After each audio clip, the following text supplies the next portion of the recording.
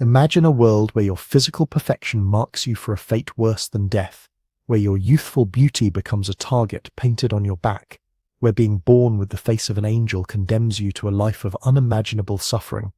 This was the reality for countless young boys throughout history, boys whose only crime was being born beautiful, in a world that saw male beauty as a commodity to be harvested, traded, and consumed.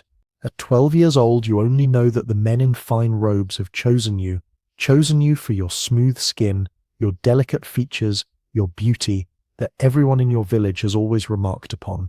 But as the cart wheels creak beneath you, carrying you away from everything familiar, you begin to realize that your beauty isn't the blessing everyone said it was.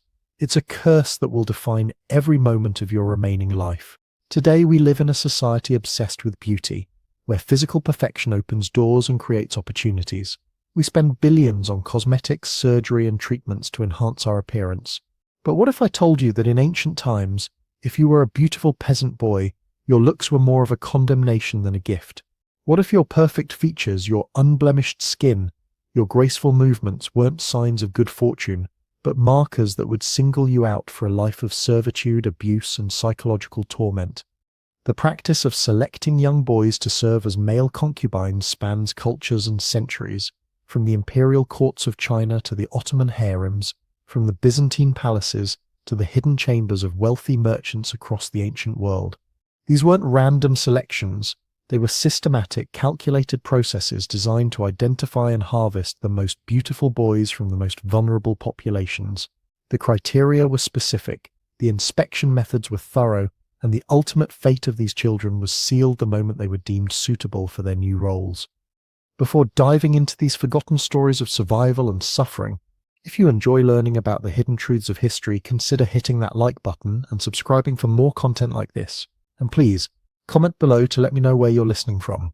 I find it incredible that we're exploring these ancient stories together from different parts of the world, connected across time and space by our shared curiosity about the past. The morning sun barely touches the horizon when they come to your village. The selection parties arrive without warning, their presence announced only by the sound of horses' hooves on cobblestones and the jingle of coins in leather pouches. These aren't common raiders or bandits. These are professionals, men who have perfected the art of human evaluation over decades of service to emperors, sultans, and wealthy patrons whose appetites demand only the finest specimens. In the Ottoman Empire, the practice reached levels of sophistication that would make modern human trafficking operations seem crude by comparison. The Devshirme system, officially designed to recruit Christian boys for the Janissary Corps, had a darker parallel in the selection of boys for the imperial harem. These selectors, known as subasha, moved through the villages of the Balkans like skilled hunters, their eyes trained to spot the subtle markers of extraordinary beauty among the peasant children. The boy they're examining today is 13 years old. His name is Mikhail, and he doesn't yet understand why the strange man keeps touching his face, turning his head to catch the light, running rough fingers along his jawline.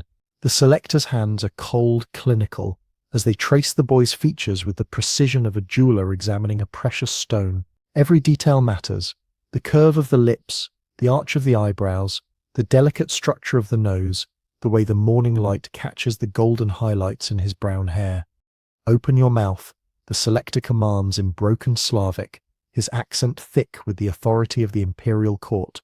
Mikhail's trembling lips part, revealing teeth that are straight and white, unmarked by the decay that afflicts so many peasant children. The selector nods approvingly, making notes on a piece of parchment that will determine this boy's fate. Perfect teeth were essential. Damaged or missing teeth would mark a boy as unsuitable for the refined palates of imperial patrons. The examination continues with methodical thoroughness. The selector runs his hands through Mikhail's hair, checking for lice, examining the scalp for signs of disease or scarring. Hair quality was crucial. It needed to be thick, lustrous, free from parasites. In the imperial harem, a boy's hair would be perfumed with expensive oils, styled with precious ornaments, and used as a canvas for the artistic expressions of court estates. "Remove your shirt," comes the next command, and Mikhail's mother, standing nearby with tears streaming down her face, makes a small sound of protest before being silenced by a guard's stern look. The boy's torso is revealed, pale, unmarked by scars, with the smooth skin that comes from youth and good nutrition. The selector's hands map every inch of exposed flesh, checking for birthmarks, scars, or other imperfections that might diminish the boy's value. The process is designed to be humiliating, to establish immediately the power dynamic that will define the boy's entire future existence. Every touch, every examination, every clinical evaluation serves to transform the child from a human being into a commodity. The selector's hands move with practiced efficiency, checking muscle tone, testing flexibility, examining the boy's posture and carriage. Walk, the selector orders, and Mikhail is forced to parade back and forth while the man observes his gait, his natural grace, the way he carries himself. Grace was another essential quality. In the imperial courts, these boys would be expected to move like dancers, to embody an ideal of masculine beauty that was both powerful and delicate, commanding yet submissive. The psychological examination is more subtle but equally important. The selector engages Mikhail in conversation, testing his intelligence, his ability to learn, his natural temperament. A boy who is too aggressive might resist training, while one who is too passive might lack the spark that makes him interesting to his future owners. The ideal candidate possessed a combination of intelligence, beauty, and psychological malleability that would allow him to be shaped into whatever his masters desired. In the Chinese imperial court, the selection process followed different but equally rigorous protocols. The eunuch administrators who supervised these selections had their own specialized vocabulary for describing the qualities they sought. A boy's eyes might be described as autumn water if they possessed the right combination of clarity and depth. His skin might be praised as white jade if it had the proper luminous quality. His movements might be called flowing silk if they demonstrated the right combination of grace and control. The Chinese selectors paid particular attention to hands and feet, believing that small, delicate extremities were signs of noble character and aesthetic refinement. They would spend long minutes examining a boy's fingers, testing their flexibility, observing the shape of his nails, the smoothness of his palms. Feet were equally important. They needed to be well proportioned, unblemished, with toes that were neither too long nor too short. Voice quality was another crucial factor. The selectors would have boys speak, recite poetry, or sing simple songs, listening for the clarity and pitch that would be enhanced through training. A boy whose voice was too deep might be rejected, while one whose voice was too thin might be deemed unsuitable for the sophisticated acoustic environments of the imperial court. The Byzantine Empire had its own elaborate system for selecting boys for the imperial court. These selectors, often former palace eunuchs themselves, understood intimately what their masters desired. They looked for boys who embodied the classical Greek ideal of male beauty, the proportions celebrated in ancient sculpture, the harmony of features that spoke to philosophical ideals about the relationship between physical and spiritual perfection. Byzantine selectors paid particular attention to the boy's profile, believing that the line from forehead to nose to chin revealed essential character traits. They examined the ears for proper proportion and placement, the neck for length and grace, the shoulders for breadth and symmetry. Every detail was evaluated according to aesthetic principles that had been refined over centuries of practice. The ideal candidate would possess what the court poets called the soul of a gazelle, gentle, graceful, alert, but ultimately submissive to the will of his betters. The age range for selection was carefully calculated. Boys who were too young might not survive the rigors of training and transport, while those who were too old might have already developed personality traits that would make them difficult to mold. The ideal age was typically between 10 and 14, when boys retained the androgynous beauty of childhood while possessing enough physical and mental development to begin their training. Physical health was paramount, but not in the way modern people might expect. The selectors weren't looking for robust peasant strength or the hardy constitution that would serve a boy well in agricultural labor. Instead, they sought a more refined kind of health, the delicate constitution that would respond well to the specialized diet, exercise, and medical care that would be provided in the imperial courts. The selection process often took days or even weeks as the evaluators moved through villages and towns, examining hundreds of boys before choosing the handful who met their exacting standards. The rejected boys would be sent home, often traumatized by the experience but at least free to resume their normal lives. The chosen ones would begin a journey that would transform them completely, erasing their former identities and replacing them with new personas crafted to serve the desires of their owners. The economic aspect of the selection process was never far from the surface. These boys represented significant investments. The costs of acquisition, transport, training, and maintenance were substantial. The selectors understood that their choices would be evaluated not just on aesthetic grounds, but on practical considerations of return on investment. A boy who failed to meet expectations after costly training would reflect poorly on the selector's judgment. The religious and cultural contexts varied across different civilizations, but the underlying logic remained consistent. These boys were being selected to serve as living embodiments of idealized male beauty, to fulfill roles that combined elements of companionship, entertainment, and sexual service. The selection process was designed to identify boys who could be transformed into these roles while maintaining the psychological stability necessary to function in the complex social environments of elite courts. The documentation of these selection processes provides chilling insight into the systematic nature of this form of human trafficking. Official records detail the criteria used, the methods employed, the success rates of different selection strategies. These weren't impulsive crimes of opportunity, but carefully organized operations that treated children as commodities to be evaluated, purchased, and processed. The moment of selection marked the end of one life and the beginning of another. The boys who were chosen would be taken from their families, often never to return or even to see their homeland again. They would be given new names, new identities, new purposes. Their original selves would be systematically erased and replaced with personas designed to serve the needs and desires of their new owners. The psychological trauma of this process cannot be overstated. These children were being torn from everything familiar and thrust into a world where their value was determined entirely by their ability to please others. The selection process itself was designed to break down their sense of individual identity and replace it with an understanding of themselves as property, as objects created for the pleasure and convenience of their masters. The families of selected boys experienced their own form of trauma. In some cases, they were compensated for their loss, receiving payments that might represent more money than they had ever seen. But no amount of gold could truly compensate for the loss of a child, for the knowledge that their son would be subjected to experiences that no parent could bear to imagine. The selectors themselves were often products of the same system they now served. Many were former concubines who had managed to survive and advance within the palace hierarchy. Their intimate knowledge of what was required made them particularly effective at identifying suitable candidates, but it also meant they understood exactly what fate awaited the boys they chose. The transportation of selected boys was another carefully orchestrated process. They would be moved in small groups, often disguised as merchant caravans or religious pilgrims to avoid attracting attention. The journey itself was part of the conditioning process.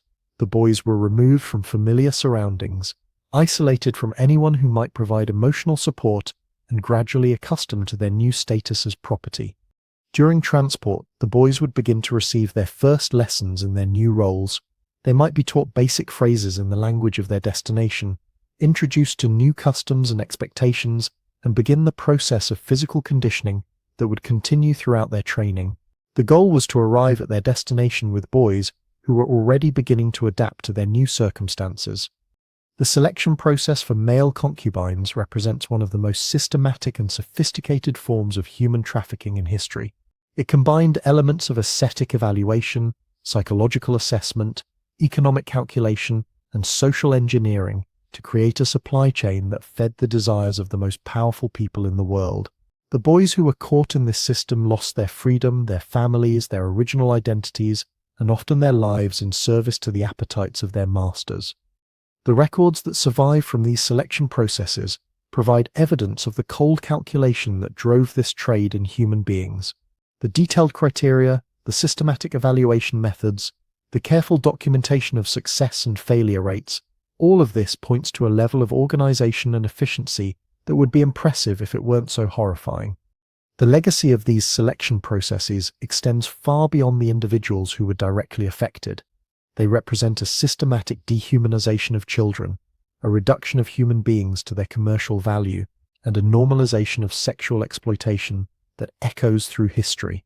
Understanding how these systems operated, how they were justified, and how they were eventually abolished provides crucial insight into the ongoing struggle against human trafficking and child exploitation. The boys who were selected for these roles were not volunteers or willing participants. They were children who were identified, evaluated, and processed according to criteria that treated them as commodities rather than human beings. Their stories serve as a reminder of the capacity for systematic cruelty that exists within human societies, and the importance of vigilance against systems that reduce people to their utility value. The selection process was just the beginning of a transformation that would completely reshape these boys' lives. The criteria used to identify suitable candidates, the methods employed to evaluate them, and the systematic nature of the entire operation reveal the sophisticated planning and organization that went into this form of human trafficking.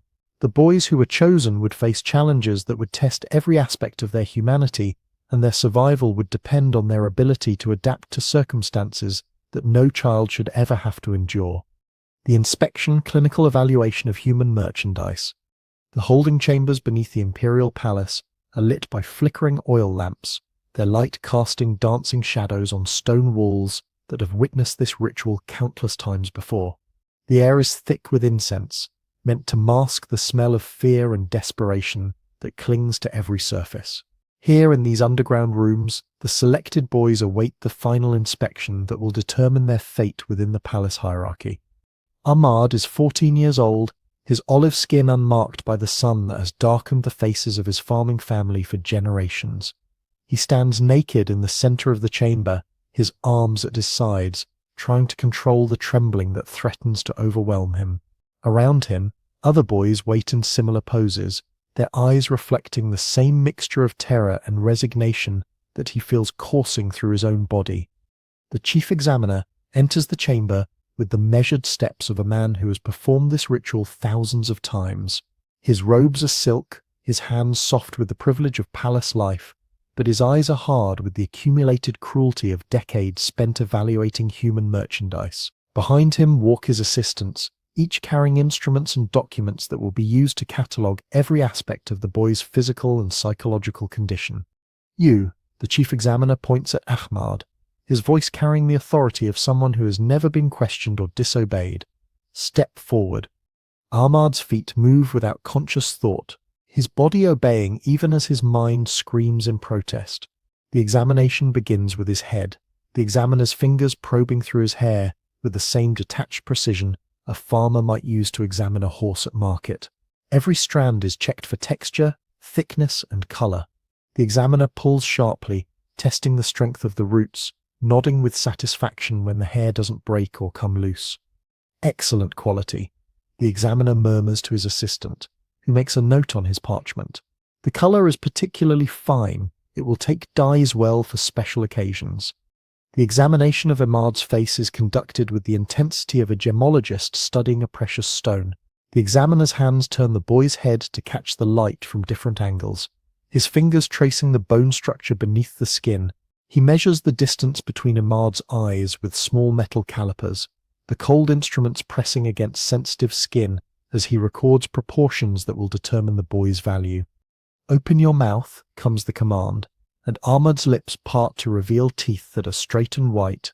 The examiner uses a small metal probe to check each tooth individually, testing for decay, measuring the evenness of the bite, examining the gums for signs of disease. The probe scrapes against Ahmad's teeth, making him want to gag, but he forces himself to remain still. The assistant records the findings. Dental structure excellent, no signs of decay or malformation. Bite alignment perfect. Gums healthy and well-colored. These details matter because the boy's mouth will be used for purposes that require perfect condition, and any imperfection could diminish his value or limit his utility. The examination continues with Ahmad's throat, the examiner's fingers pressing against his neck to feel the structure of his larynx. He forces the boy to make various sounds, testing the quality and pitch of his voice. The examiner listens carefully to each vocalization, his trained ear detecting subtleties that will indicate how the boy's voice might develop and what roles he might be suited for. "Speak," the examiner commands, and Ahmad finds his voice catching in his throat. I said speak. The command comes again, sharper this time, and Ahmad manages to whisper his name, his voice cracking with fear and the strain of the examination. The examiner nods approvingly at the sound. Good clarity, pleasant tone. The pitch is ideal for our purposes. This one will respond well to voice training. The assistant makes another note, and Ahmad realizes that even his voice is being evaluated as a commodity, a tool that will be refined and used for the pleasure of his future masters. The physical examination moves to Ahmad's torso, the examiner's hands mapping every inch of exposed skin. He checks for scars, birthmarks, or other imperfections that might diminish the boy's aesthetic value. His fingers probe the muscle tone, testing flexibility and strength. The examination is thorough and invasive, treating Ahmad's body as an object to be catalogued rather than as the flesh of a frightened child. Excellent skin quality, the examiner notes, his fingers pinching and stretching Ahmad's skin to test its elasticity. No scarring, good muscle tone for his age. The complexion is ideal, light enough to be considered exotic but dark enough to be interesting. This one will be popular with the Eastern courtiers. The examination of Ahmad's hands is conducted with particular attention to detail. The examiner measures the length of each finger, tests the flexibility of the joints, examines the nails for shape and health. He forces Ahmad to make various gestures, observing the grace and elegance of his hand movements. In the palace, these hands will be required to perform delicate tasks, to serve tea with perfect precision, to provide massage and caresses that require both skill and sensitivity. The examiner's attention turns to Ahmad's feet, repeating the same detailed evaluation. He measures the arch, tests the flexibility of the toes, examines the skin for calluses or other signs of hard labor. The boy's feet are deemed satisfactory, small enough to be considered delicate, well-proportioned and unmarked by the kind of heavy work that would indicate unsuitability for palace life. "Turn around," the examiner commands, and Ahmad slowly rotates, knowing that every part of his body is being evaluated and catalogued. The examiner examines his back, checking for the straightness of his spine, the symmetry of his shoulders, the curve of his lower back. He tests the flexibility of Ahmad's joints, bending and stretching the boy's limbs to determine his range of motion. The psychological evaluation begins with a series of questions designed to test Ahmad's intelligence, his ability to learn, and his natural temperament. The examiner asks about his family, his education, his dreams and fears. But these aren't questions born from genuine interest. They're part of a systematic evaluation designed to determine how easily the boy can be molded to serve his new masters. "What is your greatest fear?" the examiner asks, his voice carrying a tone of false kindness that makes Ahmad's skin crawl. The boy hesitates, unsure how to answer, afraid that any response might be used against him. "Answer me," the examiner's voice hardens, and Ahmad whispers that he fears never seeing his family again. The examiner nods and makes a note. Good. Fear of abandonment indicates strong family bonds, which suggests capacity for emotional attachment. This can be redirected toward his masters with proper training. Ahmad realizes with growing horror that even his deepest fears are being analyzed and catalogued as tools that can be used to control him. The examiner tests Ahmad's ability to follow instructions, giving him a series of increasingly complex commands and observing how quickly and accurately he complies. He watches for signs of defiance or resistance, making notes about the boy's natural submissiveness or potential for rebellion. Every response is evaluated through the lens of how it will affect the boy's utility as a concubine. Raise your right hand. Now touch your left ear. Now kneel. Now stand and turn in a circle. Each command is obeyed, but the examiner is watching for more than simple compliance. He's observing the grace of Ahmad's movements, the speed of his comprehension, the way he holds his body when receiving orders.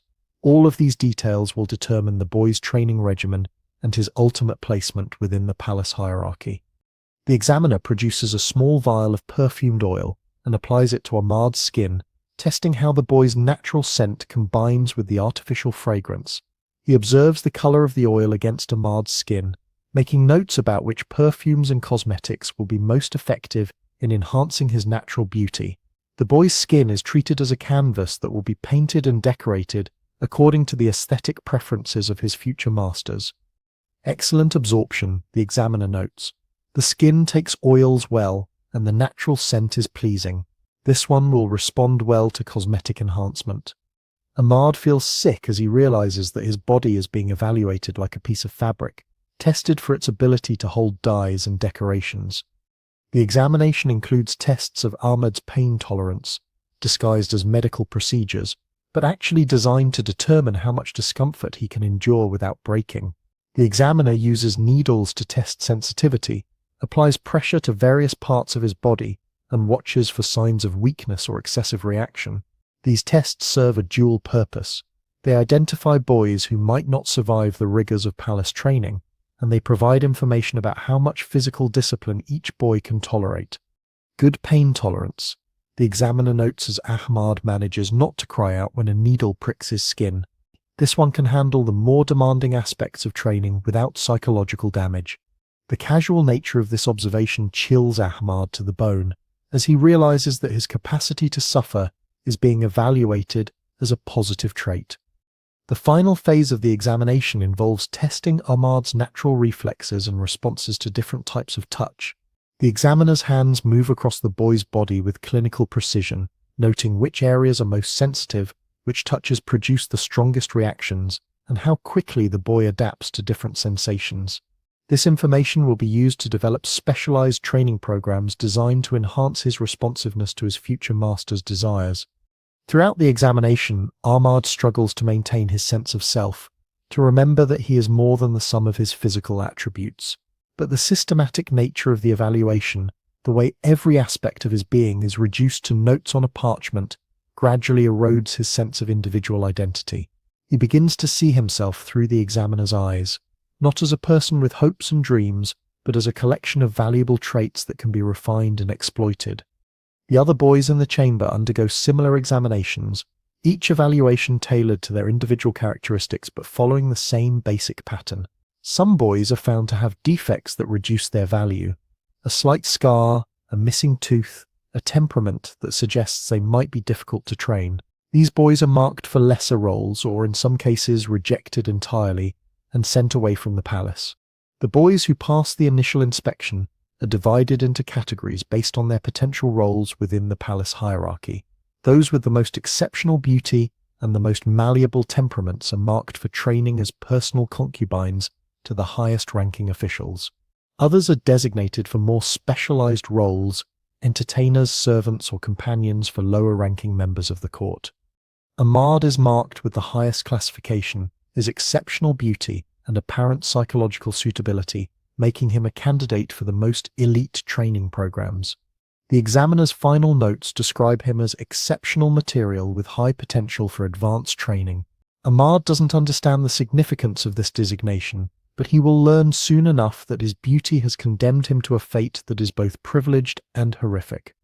The documentation process is meticulous, with detailed records being maintained of every aspect of each boy's evaluation.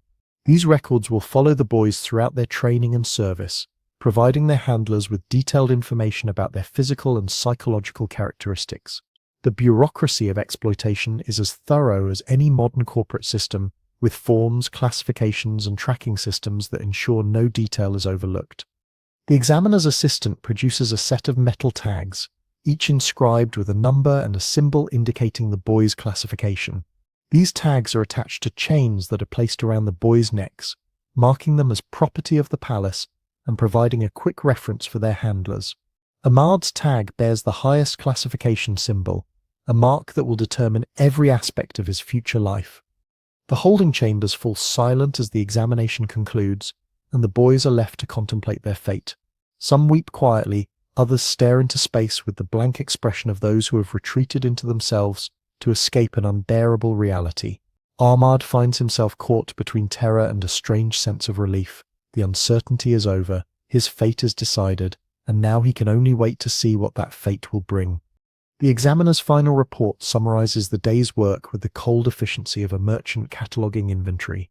17 boys examined, 14 approved for training, 3 rejected due to various defects. The quality of this selection is exceptionally high, with several candidates showing potential for the highest levels of service. recommend immediate commencement of training programs to maximize return on investment. The clinical language of the report strips away any pretense that these are human beings rather than merchandise. The boys have been reduced to numbers, classifications, and potential return on investment. Their individual personalities, their hopes and fears, their connections to family and home, all of this has been erased in favor of an evaluation that treats them as objects to be refined and exploited. The inspection process represents the final transformation of these boys from human beings into property.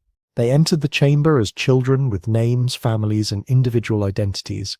They leave as numbered assets with assigned roles and predetermined futures.